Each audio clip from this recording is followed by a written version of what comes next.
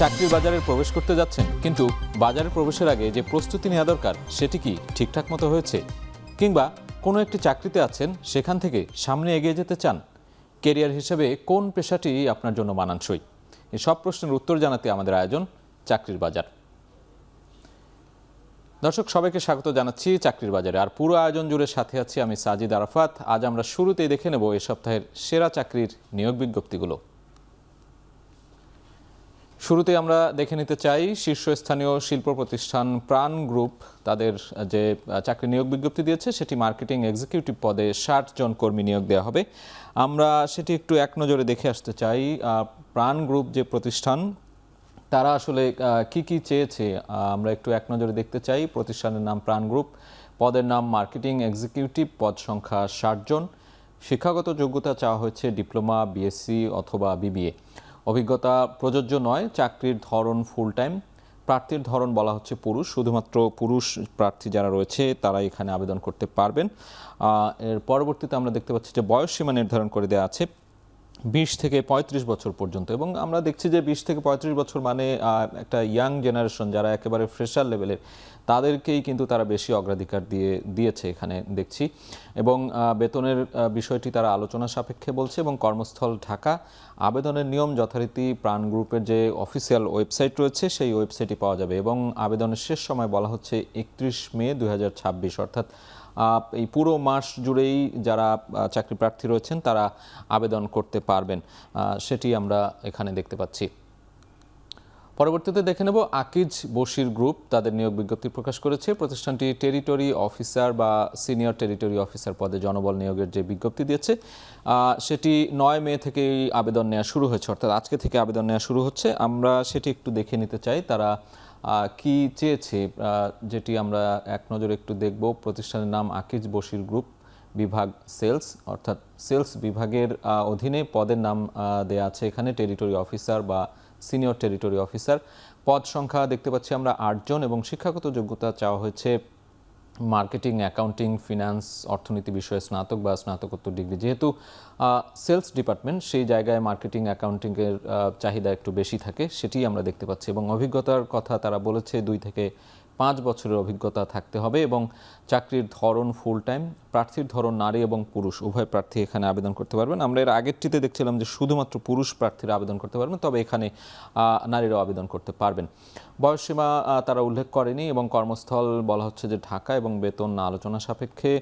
অন্যান্য সুবিধার কথা বলছে তারা, ভ্রমণ ভাতা, প্রভিডেন্ট ফান্ড, চিকিৎসা ভাতার মতো যে সুবিধাগুলো রয়েছে বেতনের বাইরে, সেই সুবিধাগুলো তারা প্রদান করবে।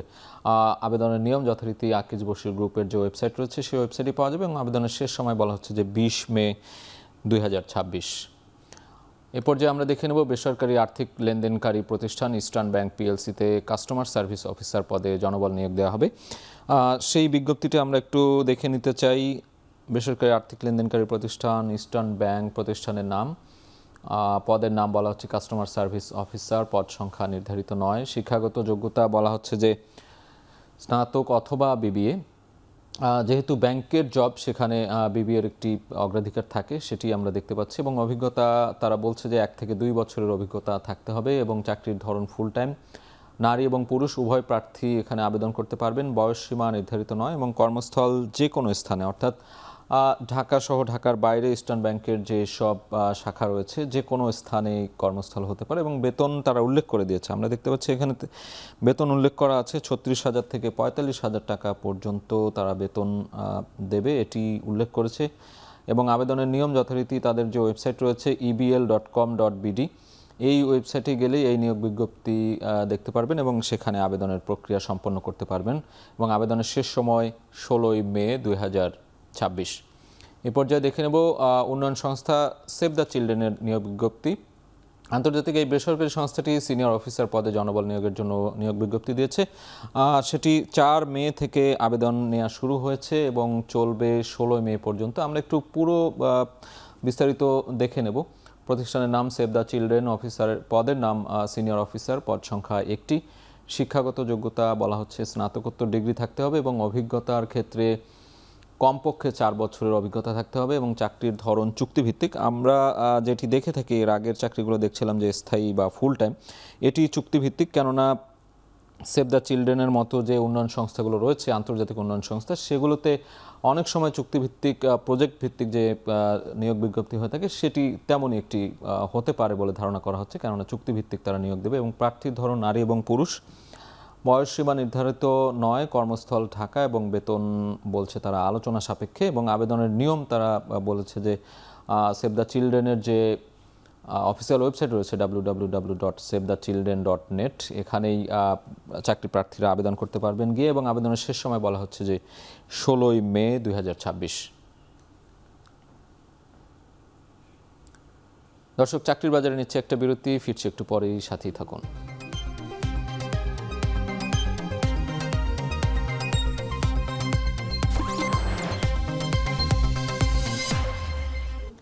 বিরতির পর ফিরে এলাম, আপনারা দেখছেন চাকরির বাজার।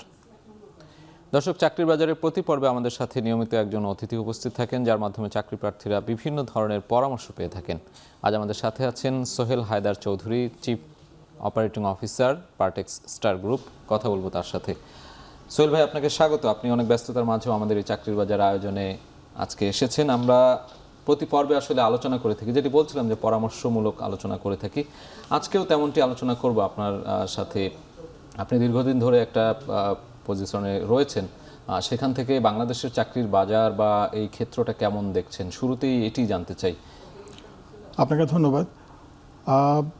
এখনকার সিচুয়েশন ভেরি মাচ কম্পিটিটিভ। আমরা জানি যে মার্কেটে এখন সিচুয়েশন এত কম্পিটিশন যে একটা পজিশনের জন্য একজনকে হয়তো 15 জন 20 জনের সাথে কম্পিটিশন করে তাকে আসতে হচ্ছে। আনফর্চুনেটলি আমাদের বাংলাদেশে যে পরিমাণ ইন্ডাস্ট্রি গ্রোথ হওয়া উচিত ছিল সেই গ্রোথটা আসেনি। সেটার ইম্প্যাক্টটা হলো যে আমাদের যে নিউ জেনারেশন, তাদের উপর কম্পিটিশনের চাপটা অনেক বেশি চলে এসছে। তো এখন সেই ক্ষেত্রে তাকে যেটা করতে হয়, আমার সাজেশন থাকবে তাদের জন্য যে তারা যেন ইউনিভার্সিটি লেভেল থেকে তাদের চাকরির একটা মেন্টাল প্রিপারেশন নেওয়া শুরু করে, যেটা তাদের ইন্টারভিউ বোর্ড হোক বা যে কোনো জায়গায় হোক তাদেরকে তাদের লাইফটাকে অনেক ইজি করে দেবে। এটা হচ্ছে আমার তার জন্য সবচেয়ে বড় সাজেশন, যে ইউনিভার্সিটির সময় থেকেই তারা জন্য তাদের প্রিপারেশনটা শুরু করে। আগের সিচুয়েশন নেই যে ইউনিভার্সিটি সময় হেসে খেলে কাটালাম, তারপর চাকরি যখন সময় হবে তখন দেখা যাক। সিচুয়েশনটা এখন সে পর্যায়ে নেই। না, আমরা তো এখন এটা দেখি যে অনেকে পার্ট টাইম জব কিন্তু শুরু করে ইউনিভার্সিটি লেভেলে পড়াশোনা শেষ করার আগেই, দেখা যায় যে জব সেক্টরে তারা অলরেডি ক্যারিয়ার শুরু করে দেয়। সেই জায়গা থেকে আসলে চ্যালেঞ্জগুলো কি কি, যদি কেউ মানে যারা ফ্রেশার তাদের ক্ষেত্রে চাকরি পাওয়ার ক্ষেত্রে যে চ্যালেঞ্জগুলো মোকাবেলা করতে হয়? এখন তো আসলে অনেক ধরনের তথ্য প্রযুক্তির যে বিষয়গুলো আছে, এআই রিলেটেড অনেকগুলো বিষয় রয়েছে। আমি চ্যালেঞ্জের চেয়ে বড় কথা মনে করি তাদের অপরচুনিটি অনেক বেশি। কারণ আমরা যখন চাকরি শুরু করেছি 1993, 94-এ, তখন কিন্তু আমাদের মার্কেট সম্পর্কে জানা বোঝার কিন্তু অনেক লিমিটেশন ছিল। কিন্তু এখনকার সময়, এখনকার জেনারেশনের ছেলে মেয়েদের কিন্তু জানার, একটা কোম্পানিতে ইন্টারভিউ দেওয়ার আগে বা যাওয়ার আগে তাদের মার্কেট, ওই কোম্পানি সম্পর্কে জানা, মার্কেট সম্পর্কে জানার অনেক সুযোগ সুবিধা আছে। আমি এটাকে পজিটিভ সেন্সেই দেখতে চাই। তবে হ্যাঁ, কম্পিটিশন যেটা হলো সেটা হচ্ছে যে ওই যে চাকরির পজিশন কম, আপনার এখানে একটা পজিশনের জন্য হয়তো 10 জন 20 জন 30 জন কম্পিটিশন করছে, সেই জায়গায় তাকে হয়তো প্রায় 20-30 জনকে সুপারসিড করে তাকে তার পজিশনটা ক্রিয়েট করতে হবে।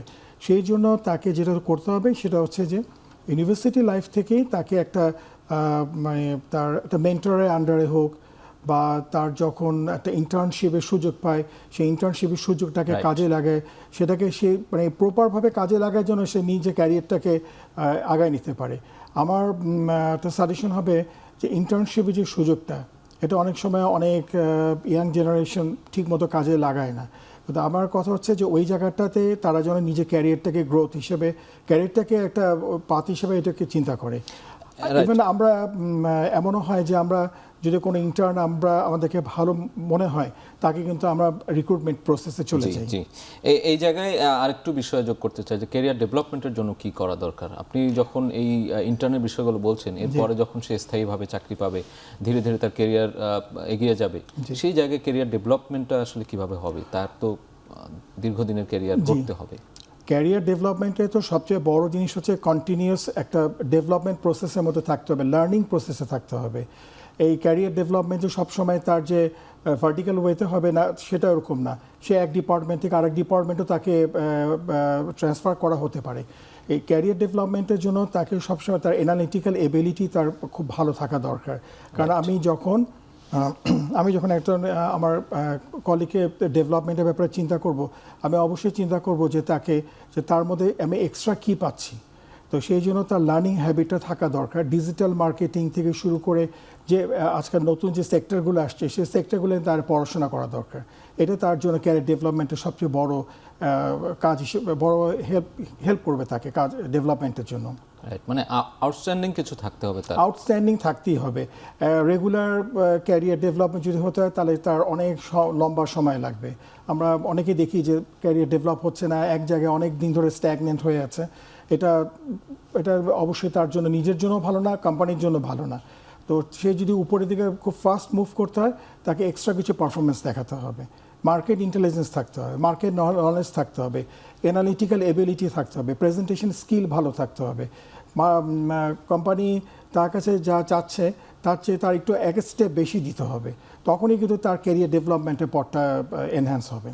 এবং এগুলোও কিন্তু যে ইন হাউস যে পদোন্নতির বিষয় সেখানেও বড় একটা ভূমিকা রাখে। অবশ্যই এটা তো বলার বাহুল্য যে আমি যখন দেখব যে আমার একজন কলিগ তার পারফরমেন্স অনেক অন্যদের চেয়ে অনেক ভালো, আমি মানে চোখ বন্ধ করে তাকে আমি আপগ্রেড করে ফেলবো, কারণ তাকে দিয়ে আমার হচ্ছে এবং তাকে দিয়ে আমার প্রোডাক্ট নলেজ বাড়াবো, তাকে আরও বেশি ডেভেলপমেন্টের আমি চেষ্টা করব তখন। সোহেল ভাই, আপনি যে গ্রুপে আছেন এবার আপনার অফিসের প্রসঙ্গে আসতে চাই, তবে তার আগে একটা বিরতি নেব। আমরা এসে কথা বলবো আবারও বিরতির পর। দর্শক, আমরা একটি বিরতিতে যাচ্ছি, চাকরির বাজারে ফিরে আসছি একটু পরেই।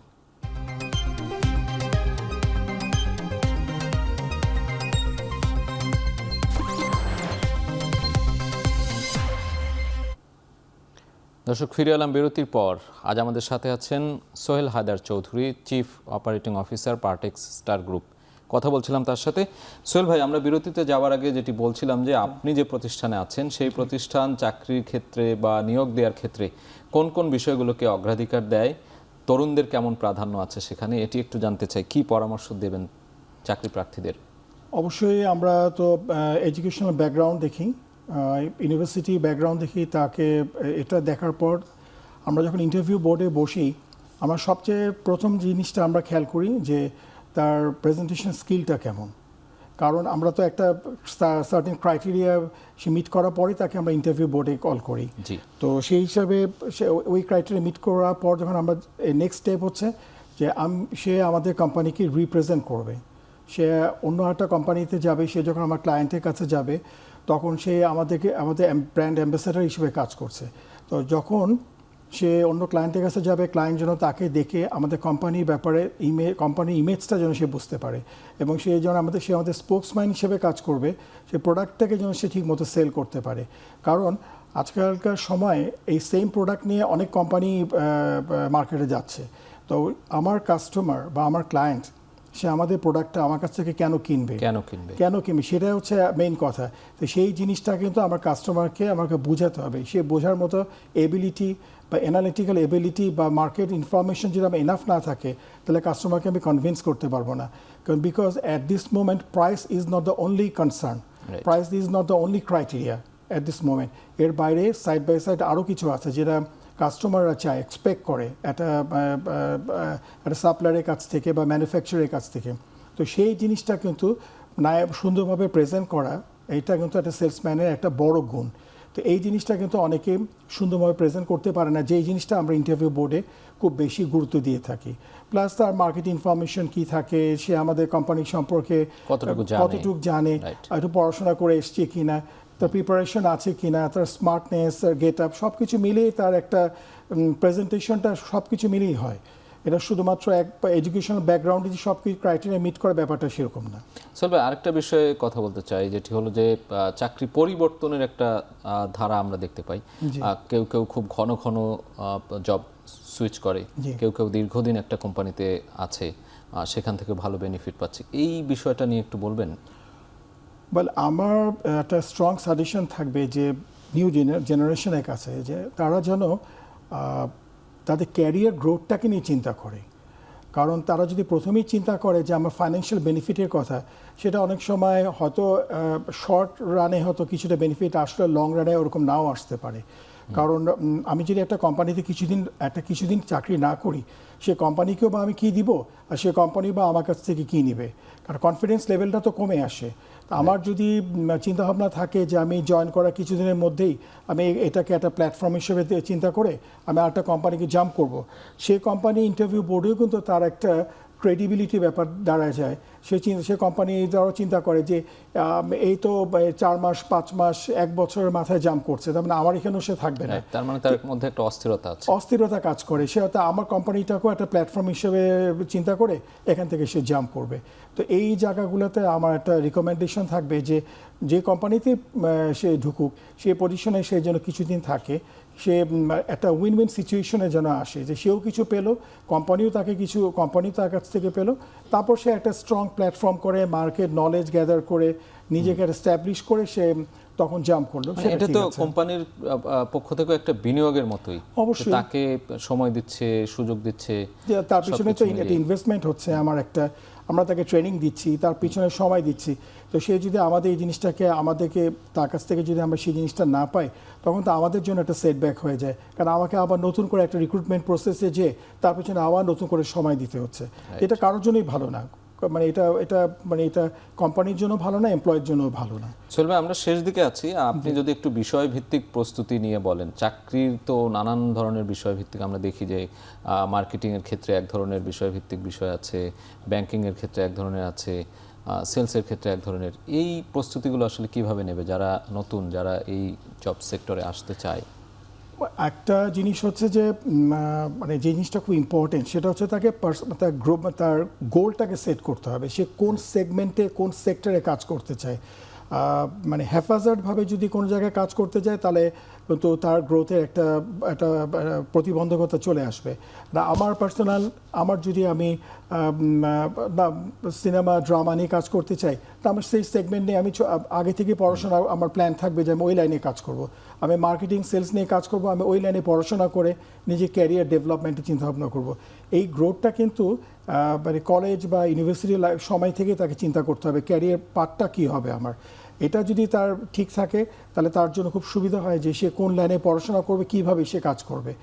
আর আরেকটা জিনিস হচ্ছে যে আপনার যে গ্রোথের ব্যাপার যেটা আপনি বললেন, সেই গ্রোথটা কিন্তু একটা পার্সোনাল একটা টার্গেট থাকা দরকার, যে আমি আমাকে কোন লেভেল পর্যন্ত নিয়ে যেতে চাই, আমি আমাকে কোন পার্সপেক্টিভে কোন পজিশন পর্যন্ত নিতে চাই। সেই গোলটা যদি থাকতে হয়, সেক্ষেত্রে তাকে কিন্তু প্রচুর পড়াশোনা করতে হবে, পড়াশোনার বিকল্প কিছু নেই। সেই জায়গা থেকে আপনি তো দীর্ঘদিন এখানে আছেন, অভিজ্ঞ মানুষ, যারা জুনিয়র, তাদের এই কর্মস্পৃহাটা কেমন দেখছেন? ইতিবাচক? আমি কিন্তু খুব পজিটিভ। এখনকার জেনারেশন, তারা অসম্ভব রকম স্পিরিটেড, এবং তাদের মধ্যে অনেক জানার, অনেক বোঝার ব্যাপার থাকে, এবং তারা কিন্তু আমাদের চেয়ে অনেক জানার সুযোগও তাদের আছে। আমি যেটা আমার কাছে ভালো লাগে, সেটা হচ্ছে যে একটা সেগমেন্টে কাজ করলেও তারা অন্য সেগমেন্ট নিয়েও তাদের নলেজ, যথেষ্ট পরিমাণে নলেজ রাখে। আমরা যখন চাকরি শুরু করেছি, তখন আমরা হয়তো একটা সেগমেন্টের মধ্যে আমরা আটকে থাকতাম, কিন্তু এখনকার সেই জেনারেশন তাদের সেরকম না, তারা অন্য সেগমেন্ট নিয়েও কাজ করছে। তো এটা কিন্তু একটা খুব পজিটিভ থিং আমার এখনকার জেনারেশনের মধ্যে আমি দেখতে পাই। তারা অলরাউন্ডার হবে নিশ্চয়ই বিভিন্ন বিষয় নেই। সোহেল ভাই, আপনাকে অসংখ্য ধন্যবাদ অনেক ধরনের পরামর্শমূলক কথা বলার জন্য এবং আমাদেরকে এই আয়োজনে সময় দেওয়ার জন্য। নিশ্চয়ই আমরা পরবর্তীতে কোনো একটা পর্বে আপনাকে আবারও পাবো, আশা রাখি। ইনশাআল্লাহ। এখন টিভিকে অনেক ধন্যবাদ এরকম একটা সুন্দর আয়োজন ব্যবস্থা করার জন্য। অনেক ধন্যবাদ। দর্শক, এতক্ষণ সাথে থাকার জন্য সবাইকে অসংখ্য ধন্যবাদ। দেখা হবে পরবর্তী সপ্তাহে। তবে আপনার কোম্পানির যে কোনো নিয়োগ বিজ্ঞপ্তি প্রচারের জন্য আমাদের সাথে যোগাযোগ করুন, এবং যারা চাকরির জন্য আবেদন করতে চাচ্ছেন, তারা আমাদের ইমেইলে আপনার সিভি পাঠিয়ে রাখুন। আপনার কোম্পানি বা প্রতিষ্ঠানের নিয়োগ বিজ্ঞপ্তি এবং সিভি পাঠানোর ঠিকানা চাকরিরবাজার@এখন.tv। শেষ করছি চাকরির বাজার। এখন টেলিভিশন ওয়েবসাইটে দেখতে ভিজিট করুন এখন.tv। এছাড়া ফেসবুকে দেখতে ভিজিট করুন facebook.com/tv.এখন। ইউটিউবে দেখতে ভিজিট করুন youtube.com/c/echontv।